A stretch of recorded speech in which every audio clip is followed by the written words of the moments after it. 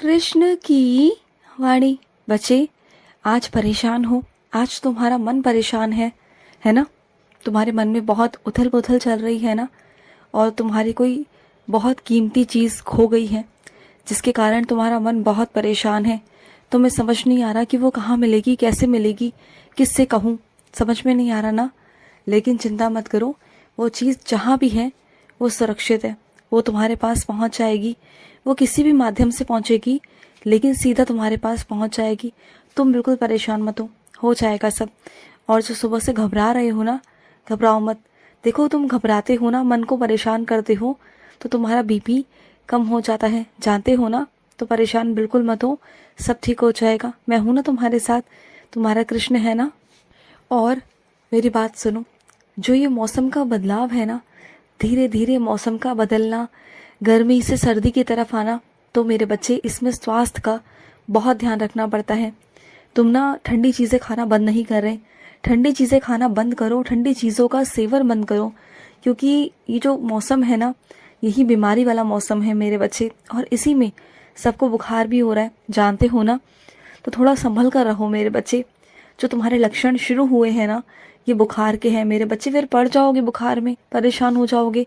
तो अभी से संभल कर रहो, थोड़ा सुरक्षा से रहो, चिंता मत करो। और रही ठंडी चीज़ों की बात, तो ठंडी चीज़ें खाना ज़रूरी नहीं ना मेरे बच्चे। तुम पानी मटके का भी पी सकते हो, है ना? तो वो सब करना शुरू कर दो। और ये ठंडी ठंडी चीज़ें खाना बिल्कुल बंद कर दो, ये तुम्हारे स्वास्थ्य को अभी हानि पहुंचाएंगी। और जो चीज़ हानि पहुंचाती है ना, वहाँ पर जीवा का स्वाद नहीं देखा जाता मेरे बच्चे। थोड़ा संभल जाओ और अपनी जीभ पे ना थोड़ा सा नियंत्रण करो, ये बहुत ज़रूरी है। और कुछ मेरे बच्चे मुझे ना वस्त्र देना चाहते हैं, तो वस्त्र दे दो मेरे बच्चे। लेकिन जब भी अपने कान्हा के लिए कोई वस्त्र चुनो ना, तो तुम्हारी पसंद का होना चाहिए। जब तुम जो रंग पसंद करोगे ना मेरे लिए, मैं वही पहनूंगा। जो तुम मुझे अपने मन पसंद से पहनाओगे, जो तुम्हारी पसंद होगी, मैं वही पसंद पहनूंगा, तुम्हारी पसंद पहनूंगा इस बार। वैसे हर बारी मैं ही तुम्हें चुनवाता हूँ कि कौन सा रंग लेना है, लेकिन इस बार तुम खुद चुनोगे।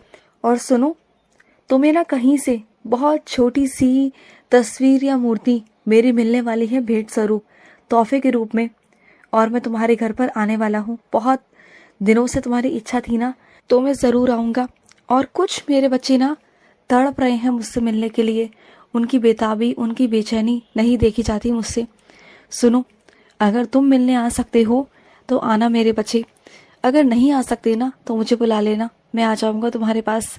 मैं जानता हूँ कि तुम बहुत सारे कामों में उलझे हुए हो, तुम निकल नहीं पा रहे हो, चाह रहे हो निकलना, लेकिन उसके बावजूद कोई ना कोई काम आ जाता है, अटक जाते हो, जिसकी वजह से तुम घर से निकल ही नहीं पा रहे।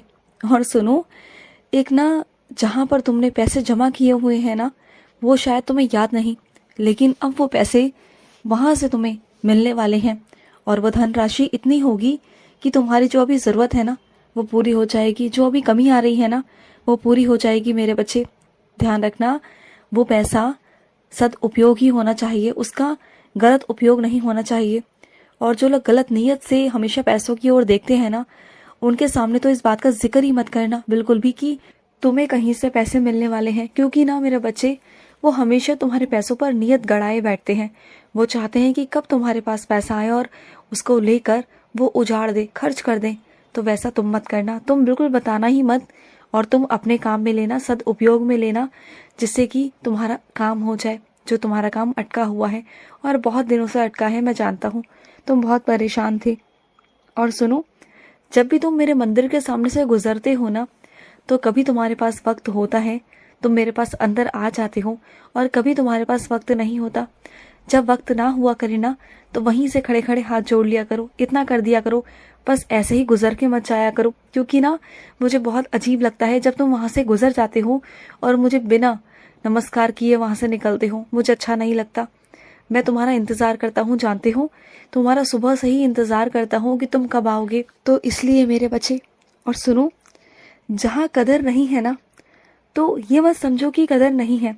कदर तो हर एक चीज़ की होती है मेरे बच्चे। बस हाँ, वो ये बात है कि कई लोग उस चीज़ को समझ पाते हैं और कई लोग नहीं समझ पाते। सत्य को ना किसी की ज़रूरत नहीं होती मेरे बच्चे। सत्य अपने आप में बहुत शक्तिशाली होता है, सत्य को सत्य ही बचाता है। ये बात हमेशा याद रखना। सत्य की रक्षा हमेशा सत्य ही करता है, और सत्य की ताकत इतनी होती है ना कि कोई उसे हरा नहीं सकता। सत्य टिका रहता है जब तक कि वो सामने ना आ जाए। तो कितने भी झूठे फरेबी लोग तुम्हारी ज़िंदगी में आ जाए, झूठ बोले, फरेब करे तुम्हारे साथ, और आगे से आगे लोगों की प्रशंसा पाने के लिए तुम्हें पीछा हटाने की कोशिश करें, लेकिन वो सब बेकार है उनका। एक ना एक दिन उनकी सच्चाई सबके सामने आ ही जाएगी। तुम जाने दो, तुम अच्छे हो ना, तो बस तुम्हारा मन अच्छा है, तुम्हारा मन पवित्र है, तो जाने दो मेरे बच्चे। और कुछ मेरे बच्चों से मैं कहना चाहता हूँ कि मेरे कुछ बच्चे ऐसे शांत से हो गए हैं, खामोश से हो गए हैं। क्यों? क्या हुआ है तुम्हारे साथ मेरे बच्चे? मैं जानता हूँ कि जो भी तुम्हारी ज़िंदगी में घटित है वो कुछ चीज़ें थी मेरे बच्चे, जो होनी थी वो हो गई मेरे बच्चे। अब उसे लेकर बैठे रहोगे तो हमेशा परेशान रहोगे। तुम जानते हो, तुम जिस महफिल में बैठते थे, तुम जहाँ बैठते थे ना, वहाँ पर रौनक लग जाती थी। तुम्हारी बातों से, तुम्हारी हंसी से, तुम्हारी बातों से जहाँ भी बैठते थे ना, वहाँ पर अपना रंग बिखेर देते थे।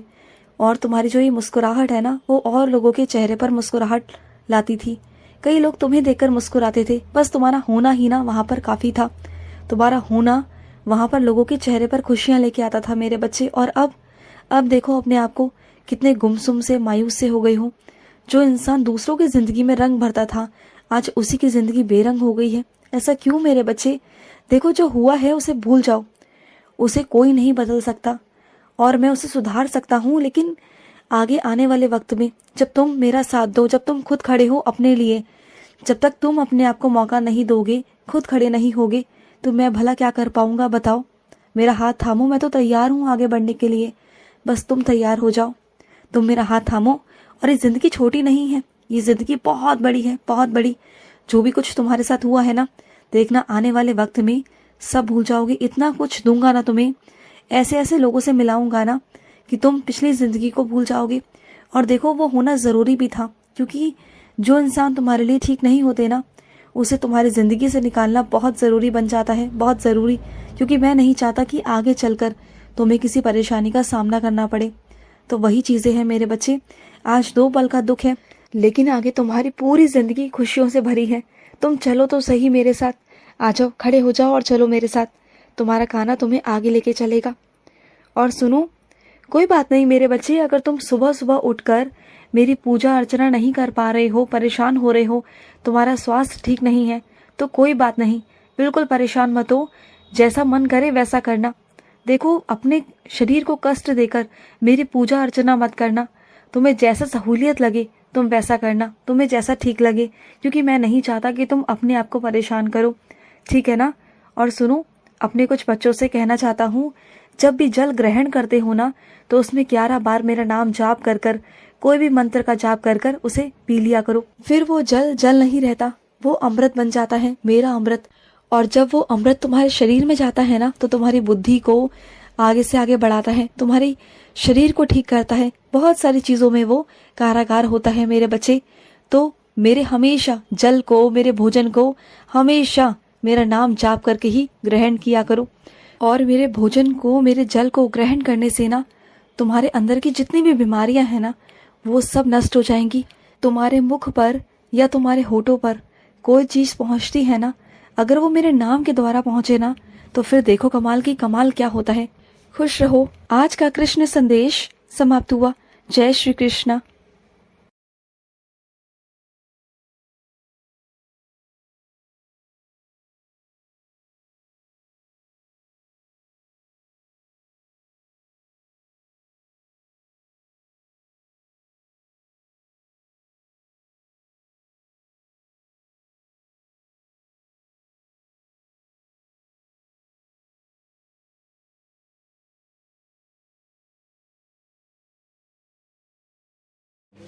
आज का कृष्ण संदेश समाप्त हुआ। जय श्री कृष्ण।